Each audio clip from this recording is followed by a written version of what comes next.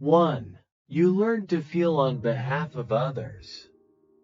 Some feelings entered your body not through your own experiences, but through closeness. You sensed tension before it was spoken. You noticed sadness before it had words. And without realizing it, you began to carry what others could not hold. This often happens early. Children are attuned to emotional shifts because connection depends on it. So when emotions were unexpressed or unresolved, your system stepped in quietly. You didn't take these feelings because you were asked to. You took them because empathy felt safer than separation. Over time, this creates confusion. The emotions feel familiar. They feel personal. But they did not originate from your own inner life. This is not emotional weakness. It is emotional sensitivity paired with survival. Recognizing this is not about pushing feelings away. It is about understanding how they arrived.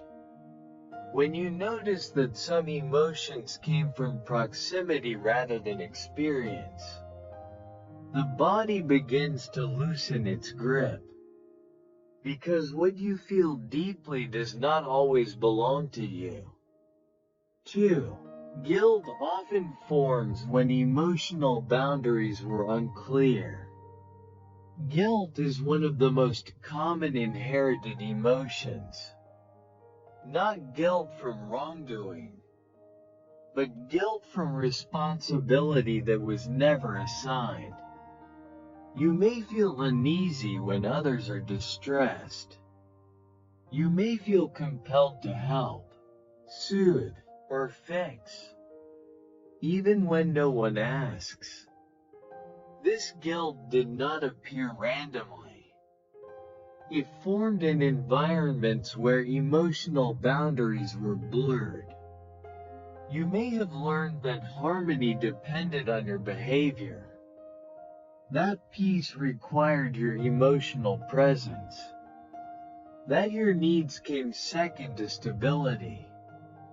So guilt became a signal, a reminder to stay engaged, to stay responsible.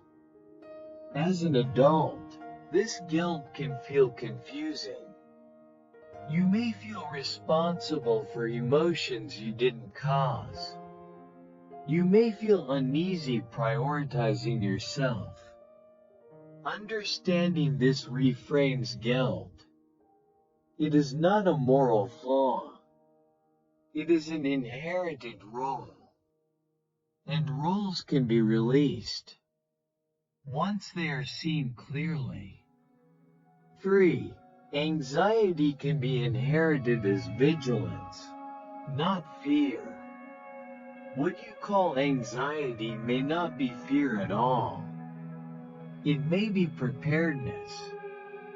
Your body learned to stay alert because alertness once reduced risk. It noticed shifts quickly. It anticipated emotional changes. It stayed one step ahead. This vigilance may have belonged to the environment you grew up in, not to your own temperament. But over time, vigilance becomes internalized. It feels like anxiety without a clear cause. You may feel tense even when things are calm, restless when nothing is wrong, on edge without knowing why. This does not mean you are broken. It means your nervous system learned to prioritize readiness over ease. Recognizing vigilance as inherited protection, not personal weakness, creates space for compassion. Because the body does not stay alert to punish you. It stays alert because it learned that safety depended on it. 4. Familiar feelings are not always yours. Some emotions feel deeply personal simply because they're familiar. They have been present for so long that they feel like part of your identity. But familiarity does not equal ownership. You may carry heaviness that predates your own experiences. You may feel sadness without a personal story attached. You may hold tension that doesn't match your current life. These feelings feel yours because they were learned early, not because they originated within you. This distinction matters. When you assume every feeling is yours to resolve, you take on responsibility that exhausts you. When you begin to question origin instead of judging intensity, emotional space opens. You are allowed to ask, is this mine? Or is this something I learned to carry? This question alone can lighten the load. 5. Carrying emotional weight once kept you connected. Holding emotional weight was not meaningless. It served a purpose. It kept you connected. It maintained closeness. It preserved stability. You learned that staying emotionally available helped relationships survive, even when it cost your own clarity.